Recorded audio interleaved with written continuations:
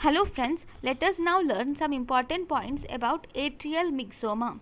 So atrial myxoma is actually the most common benign tumor of the heart in adults.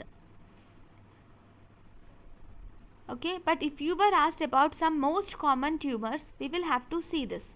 So in the cardiac tumors, the most common cardiac tumor is metastasis, that too from the lungs.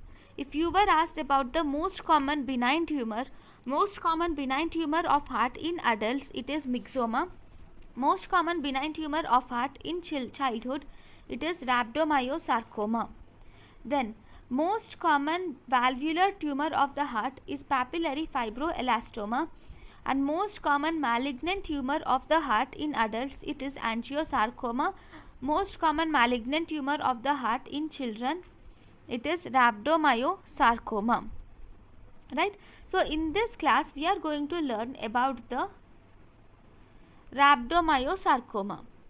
Right. So in the rhabdomyosarcoma, first myxoma, we are going to learn in this chapter about the myxoma. So myxoma is the most common benign tumor of heart.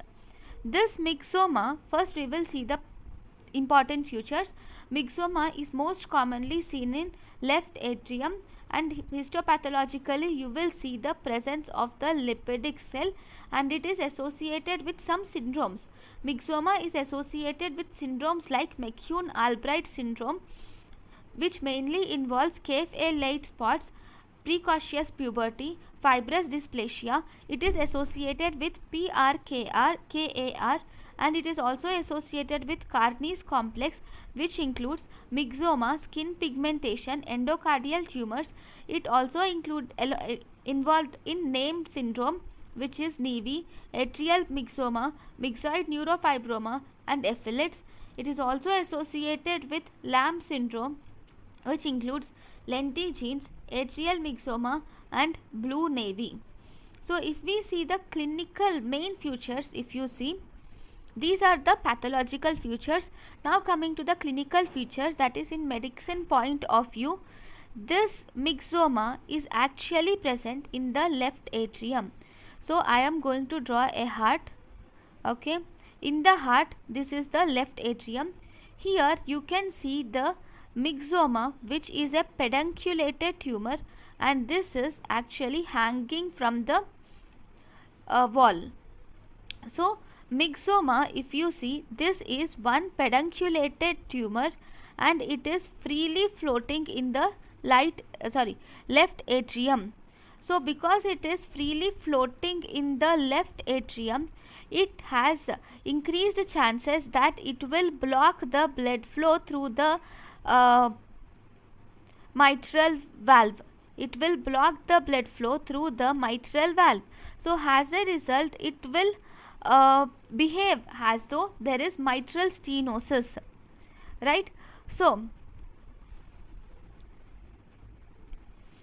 whenever the tumor hits on the mitral valve, so here if you see, I will draw mitral valve with dark color. Okay, if the tumor hits on the mitral valve, then it produces an sound which is tumor plop sound. So this atrial myxoma results in a sound which is called as tumor plop on auscultation.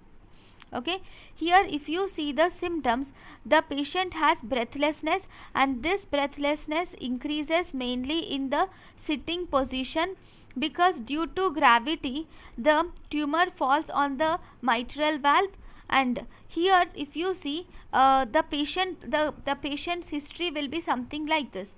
Here young female will come with a history of complaints of effort intolerance, and she is tired very soon, and she has history of taking iron supplements because she feels she is tired and she has anemia. So she takes iron supplements, but her symptoms are not relieved. So as a result, she comes back after 1 to 2 months with her breathlessness being increased. Now breathlessness is even present while going to washroom, and she also has developed platypnea, that is breathlessness is seen in sitting position. Okay, that is breathlessness is seen in sitting position. So this is the main what do we say, the history which you can see in a patient suffering from myxoma, right? So even breathlessness is now increased in sitting position, right? And on examination you will see tumor plop sound. If you examine such patient, first and foremost you will see presence of tumor plop sound. What is this tumor plop sound? This tumor plop sound is a low pitch sound which is heard with the bell of a stethoscope. And you will also see, because this what do we say, cardiac myxoma acts like a mitral stenosis, there is mid to late diastolic murmur is present. And if we see, the crepitations in the lung are also seen, and you will see the crepitations present in the lung, and these crepitations are bilateral and fine crepitations are seen in the lung. Okay, now if you see the investigation of choice is transesophageal echocardiography. With transesophageal echocardiography we can see the presence of the tumor clearly. Okay, transesophageal echocardiography should be done. And what are you going to do? Surgery. The surgery is, you can do resection, can be done. Surgical resection of the tumor is best. And if we see the prognosis of the tumor, in the prognosis of this tumor is good if after surgical resection. But sometimes these tumor cells which are present in the myxoma, these tumor cells might embolize. If they embolize, this may obstruct any of the vessel in the body, and it can lead to transient ischemic attack like symptoms.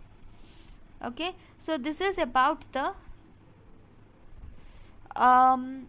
myxoma important points. Then if you see, what is the differential diagnosis of myxoma? So if you see the differential diagnosis of myxoma, there is one important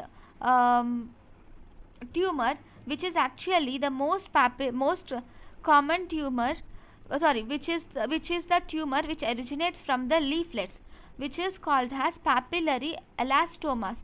This is the most common tumors which is originating in the valve leaflets. And how are you going to treat this tumor?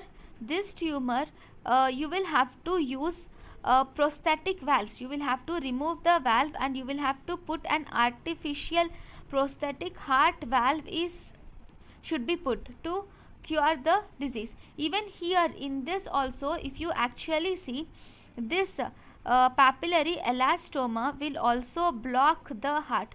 So if you see, this is the mitral valve, and here this papillary elastoma is arising from the heart valve, and it will block the heart valve, and it will also function like myxoma, right? I have told you that in the cardiac tumors, the most common tumor here is metastasis, and this metastasis is from the lungs, that too oat cell carcinoma of the lungs, that is most common. And other metastasis which can go to the heart include breast carcinoma, can also go to the heart, and even the malignant melanoma can also give metastasis to the heart.